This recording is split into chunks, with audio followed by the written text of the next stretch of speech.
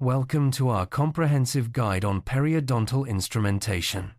In this video, we'll explore the fundamental principles that govern effective instrumentation in periodontal therapy. Whether you're a seasoned clinician or a student, understanding these basics is crucial for optimal patient outcomes. We'll cover everything from patient and operator positioning, visibility, illumination, and retraction, to the importance of sharp instruments and maintaining a clean field. By mastering these principles, you can enhance your efficiency, reduce fatigue, and ensure patient comfort throughout procedures. Let's begin by setting the stage for successful periodontal care. Effective periodontal instrumentation relies on several core principles. These include accessibility, instrument activation, visibility, illumination, retraction, instrument condition and stabilization, sharpness, and maintaining a clean field. Each principle plays a vital role in ensuring thorough and safe treatment. Accessibility ensures that both the patient and operator are positioned for maximum effectiveness. Instrument activation involves proper technique and control. Visibility and illumination help the clinician see clearly, while retraction provides access and protects tissues. Sharp instruments and a clean field are essential for precision and safety. Let's delve deeper into each principle. Accessibility is the foundation of effective instrumentation. The position of both the patient and the operator must allow for maximum access to the treatment area. Inadequate accessibility can hinder thorough instrumentation, tire the clinician prematurely, and reduce effectiveness. The neutral seated position for the clinician involves forearms parallel to the floor, weight evenly balanced, thighs parallel to the floor, and a hip angle of 90 degrees. The seat height should be low enough for the heels to touch the floor. When working from clock positions 9 to 12, spreading feet apart forms a tripod for stability. Avoid positioning legs under the patient's chair, and keep the back straight with the head erect. For optimal accessibility, the patient should be placed in a supine position, with the mouth close to the clinician's resting elbow. This setup allows the clinician to work comfortably and efficiently. The patient's heels should be slightly higher than the tip of the nose, and the back of the chair should be nearly parallel to the floor for maxillary treatment areas. For mandibular areas, the chair back may be raised slightly. Proper positioning ensures that the clinician can reach all areas of the mouth without strain, facilitating thorough instrumentation and minimizing fatigue. The neutral seated position is critical for clinician comfort and effectiveness. Forearms should be parallel to the floor, with weight evenly balanced, and thighs parallel to the floor. The hip angle should be 90 degrees, and the seat height must allow the heels to rest on the floor. When working from clock positions 9 to 12, spreading the feet apart forms a stable tripod. Avoid placing legs under the back of the patient's chair. Keep the back straight and head erect to maintain good posture. This position reduces fatigue and enhances precision during instrumentation. Maintaining a neutral neck position is essential for both clinician and patient comfort. The head should be tilted between 0 and 15 degrees, and the line from the eyes to the treatment area should be as vertical as possible. Avoid tipping the head too far forward or tilting it to one side, as this can cause strain and reduce visibility. Leaning forward slightly from the waist or hips is permissible, but overflexion of the spine should be avoided.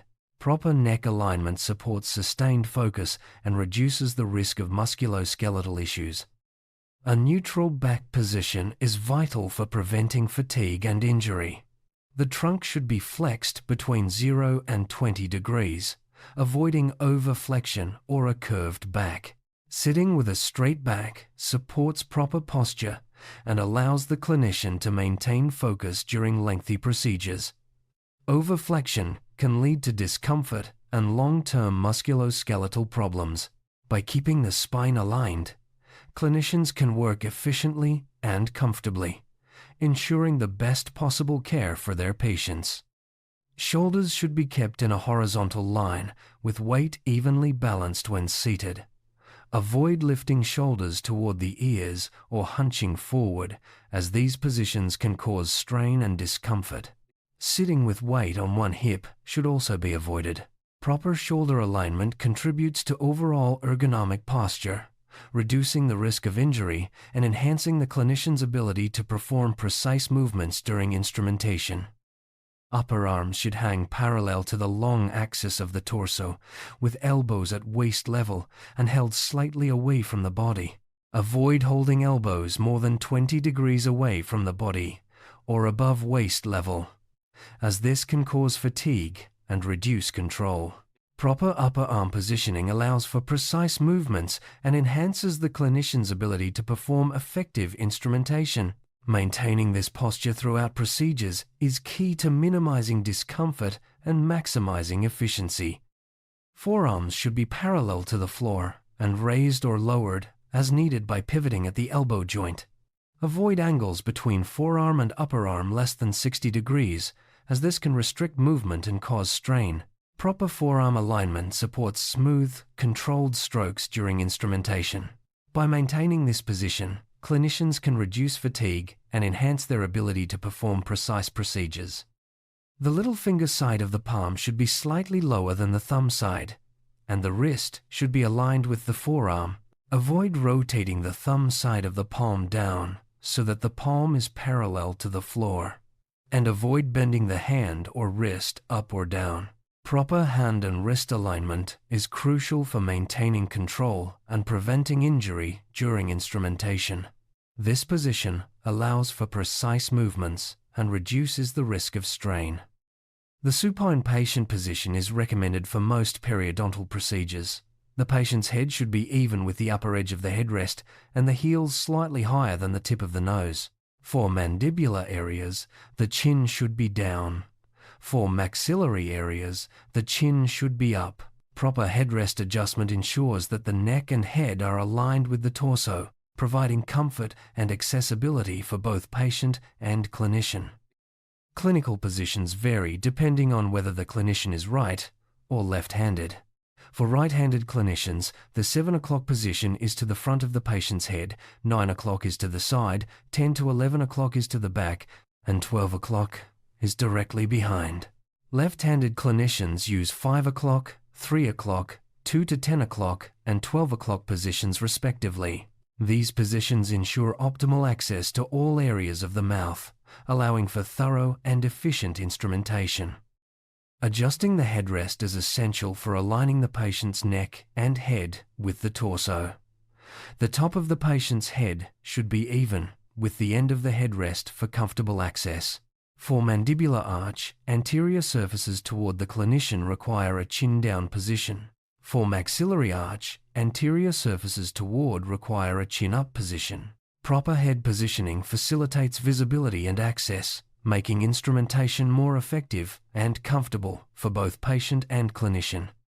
Understanding clock positions is crucial for right-handed clinicians. The 8 to 9 position is used for mandibular and maxillary anterior surfaces toward the clinician, with the patient's head slightly toward and chin down or up.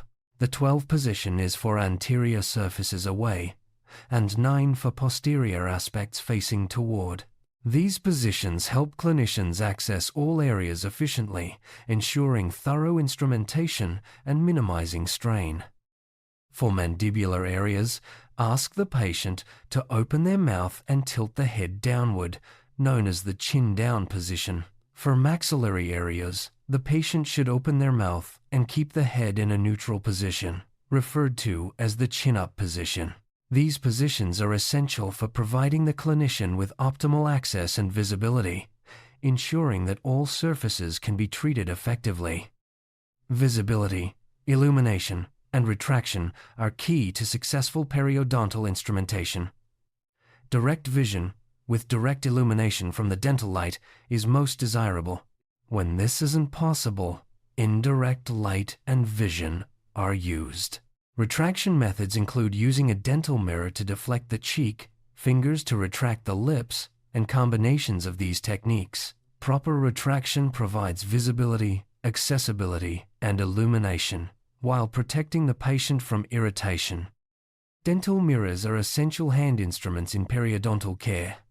There are various types of mirror surfaces: front surface, concave, and plane, flat. Front surface mirrors produce a clear image with no distortion but are easily scratched. Concave mirrors magnify the image but can cause distortion. Plane mirrors produce a double image, which can be distracting. Dental mirrors are used for indirect vision, retraction, indirect illumination, and transillumination. Each type serves a specific purpose, enhancing visibility and access during procedures. Transillumination is a technique where the dental mirror reflects light through the tooth surface, making the tooth appear to glow. This is effective for anterior teeth, which are thin enough to allow light passage. The procedure involves positioning yourself at the 12 o'clock position, holding the mirror in the non-dominant hand with a modified pen grasp, and placing the mirror behind the central incisors. The unit light is positioned so the beam shines at a 90-degree angle to the mirror. Properly positioned light and mirror result in a glowing effect, aiding in diagnosis and treatment. For mandibular teeth, the dental light should be positioned directly above the patient's head. The light should be as far as possible while remaining within easy reach. In this position, the light beam shines directly down into the patient's mouth, providing optimal illumination for the clinician. Proper light positioning enhances visibility, making it easier to perform precise instrumentation and ensuring patient comfort. For maxillary teeth, position the dental light above the patient's chest and tilt it so the beam shines into the mouth at an angle. The light should be as far away from the patient's face as possible, while still within easy reach. This angled illumination provides clear visibility for the clinician, facilitating precise instrumentation and minimizing discomfort for the patient. Retraction is essential for providing visibility, accessibility, and illumination during periodontal procedures. Effective methods include using the mirror to deflect the cheek, fingers to retract the lips, and combinations of these techniques. The mirror can also be used to retract the tongue. Care should be taken to avoid irritation to the angles of the mouth. Proper retraction protects tissues and enhances the clinician's ability to perform precise instrumentation. Before any instrumentation, all instruments must be inspected to ensure they are clean, sterile, and in good condition. The working ends of pointed or bladed instruments must be sharp to be effective. Sharp instruments make calculus removal easier, improve stroke control, reduce the number of strokes needed, increase patient comfort, and reduce clinician fatigue. Ideally, instruments should be sharpened after autoclaving and re-autoclaved before patient treatment. Dull instruments can lead to incomplete calculus removal and unnecessary trauma. Maintaining a clean operative field is essential for effective instrumentation. Saliva, blood, and debris can obscure visibility and hamper procedures. Adequate suction is achieved with a saliva ejector or aspirator. Blood and debris can be removed with suction and by wiping with gauze squares. The field should be flushed occasionally with water. Compressed air and gauze can facilitate visual inspection of tooth surfaces just below the gingival margin. Retractable tissue can be gently deflected with gauze for better access. Stabilization of the instrument and hand is a primary requisite for controlled instrumentation. Stability and control are essential for effective procedures and to avoid injury. Two factors provide stability: instrument grasp and finger rest. A proper grasp ensures precise control of movements, while a good finger rest stabilizes the hand and instrument. The ring finger is preferred for the finger rest, and maximal control is achieved when the middle finger is kept between the instrument shank and the fourth finger. The modified pen grasp is the most effective and stable grasp for periodontal instruments. It allows precise control of the working end, permits a wide range of movements, and facilitates good tactile conduction. The palm and thumb grasp is useful for stabilizing instruments during sharpening and for manipulating air and water syringes. Mastering these grasps enhances precision and reduces fatigue during procedures. Finger rests stabilize the hand and instrument by providing a firm fulcrum. The ring finger is preferred for finger rest, and maximal control is achieved when the middle finger is kept between the instrument shank and the fourth finger. Finger rests can be intraoral or extraoral. Intraoral rests provide stable support and excellent tactile transfer, while extraoral rests are essential for some maxillary posterior teeth. Proper finger rest prevents injury and allows for powerful, controlled strokes. Advanced intraoral finger rests include modified intraoral fulcrum, piggybacked fulcrum, cross-arch fulcrum, opposite arch fulcrum, and finger-on-finger fulcrum. Each technique offers unique advantages for accessing difficult areas, providing leverage, strength, and tactile sensitivity. However, some techniques require more muscle control or may be uncomfortable for certain patients. Understanding these options allows clinicians to adapt their approach for optimal results. Extraoral fulcrums are essential for effective instrumentation of some maxillary posterior teeth. Techniques include knuckle rest or palm up and chin up or palm down. These methods facilitate access to proximal root surfaces of maxillary molars. However, they are less effective than intraoral fulcrums, and stroke control is more difficult. Clinicians should use these techniques when necessary, but prioritize intraoral fulcrums for stability and control. Adaptation refers to how the working end of a periodontal instrument is placed against the tooth surface. The goal is to make the instrument conform to the contour of the tooth. The cutting edge has 3 sections: leading third, middle third, and heel third. Precise adaptation must be maintained to avoid trauma and ensure effectiveness. Bladed instruments like curettes and sharp-pointed instruments such as explorers require careful adaptation for safe and thorough treatment. Angulation is the angle between the face of a bladed instrument and the tooth surface. For insertion beneath the gingival margin, the angle should be between 0 and 40 degrees. For calculus removal, angulation should be between 45 and 90 degrees. The exact angle depends on the procedure, amount and nature of calculus and tissue condition. Proper angulation ensures effective scaling and root planing, while incorrect angulation can lead to burnishing or trauma. Lateral pressure is the force applied against the tooth surface with the cutting edge of a bladed instrument. The exact amount of pressure depends on the procedure: firm, moderate, or light. Insufficient pressure may leave rough ledges or burnished calculus, while excessive pressure can damage the root surface. Controlled, varied lateral pressure is integral to effective scaling and root planing, ensuring thorough removal of deposits without causing trauma. There are 4 types of strokes used in periodontal instrumentation: placement stroke, exploratory or assessment stroke, scaling stroke, and root planing stroke.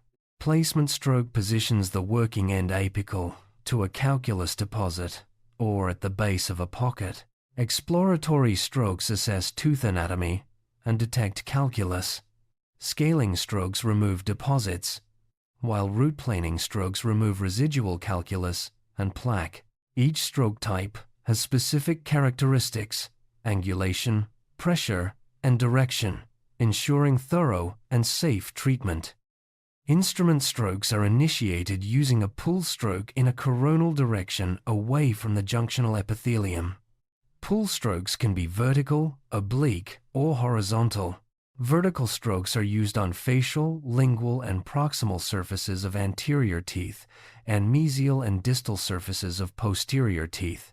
Oblique strokes are for facial and lingual surfaces, while horizontal strokes are for line angles and furcation areas. Understanding stroke direction is key to thorough instrumentation and avoiding tissue trauma. Periodontal instruments are classified into probes, explorers, scalers, curettes, cleansing and polishing instruments, and surgical instruments. Each type serves a specific purpose, from assessment and scaling to root planing and polishing. Understanding the classification helps clinicians select the appropriate instrument for each procedure, ensuring thorough and effective treatment.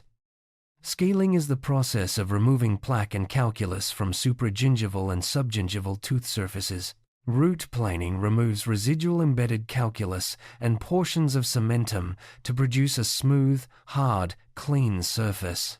The prime objective is to restore gingival health by completely removing elements that provoke inflammation. Understanding these principles is essential for effective periodontal therapy and long-term patient health. Curettes are essential instruments in periodontal therapy. Universal curettes are designed in pairs, allowing all surfaces of the teeth to be treated with one double-ended instrument or matched pairs. Gracie curettes are specialized for specific surfaces and require careful adaptation. The lower shank should be parallel to the tooth surface, and the cutting edge should be used for calculus removal. Proper use of curettes ensures thorough scaling and root planing. Universal curettes have working ends designed in pairs, allowing treatment of all tooth surfaces with one instrument. In any quadrant, one end adapts to the mesial surface and the other to the distal surface. The entire cutting edge should contact the tooth, with pressure concentrated on the lower third. In posterior teeth, a single working end can treat both mesial and distal surfaces. Proper adaptation and pressure ensure effective scaling. Gracie curettes are specialized for specific tooth surfaces. The cutting edge is determined by visually inspecting the blade and confirmed by adapting the lower shank parallel to the tooth surface. Intraoral finger rests and wrist arm action are used for maximum control. Extraoral fulcrums or mandibular finger rests are used for maxillary posterior teeth. Concentrate on using the lower cutting edge for calculus removal and modulate lateral pressure as needed. Supragingival calculus is less tenacious than subgingival calculus. Scaling strokes are not confined by surrounding tissues. Sickle scalers, curettes, and ultrasonic instruments are commonly used. The sickle is held with a modified pen grasp and a firm finger rest is established. The blade is adapted at an angulation slightly less than 90 degrees, and short, powerful, overlapping strokes are activated coronally. Systematic checking of all surfaces ensures complete calculus removal. Interproximal scaling is challenging due to calculus attached to proximal surfaces and filling embrasure areas. The best approach is to detach calculus from both labial and lingual surfaces simultaneously. Any type of finger rest can be used, but it must remain in place throughout the stroke. The instrument should engage the base of calculus for a firm grip, avoiding burnishing. Systematic checking ensures complete removal. Subgingival calculus is harder and more tenacious, often locked into root irregularities. The curette is preferred for subgingival scaling and root planing due to its design. The curette is held with a modified pen grasp and a stable finger rest. The correct cutting edge is adapted to the tooth, with the lower shank parallel to the surface. Controlled, overlapping short strokes are used for calculus removal, followed by longer, lighter root planing strokes. Evaluation is based on tissue response, not just smoothness. Evaluation of scaling and root planing is based on tissue response, not just the smoothness of the root surface. Clinical evaluation should not be conducted earlier than 2 weeks postoperatively. Re-epithelialization and positive clinical changes indicate successful instrumentation. Deciding whether to intervene further depends on the presence of gingival bleeding or calculus deposits. Thorough evaluation ensures long-term periodontal health. Ultrasonic and sonic instruments use a water-cooled tip vibrating at high frequency to remove calculus and plaque. They operate at frequencies of 18,000 to 50,000 cycles per second. 2 types exist: magnetostrictive and piezoelectric units. The water lavage flushes calculus, blood, and bacteria, and produces cavitation and acoustic streaming. These instruments are as effective as hand instruments for subgingival calculus removal and plaque reduction. Dental procedures produce aerosols containing microorganisms, blood, saliva, and debris. These can survive up to 24 hours, so patients should rinse with antimicrobial solution prior to treatment. Laminar airflow systems are recommended.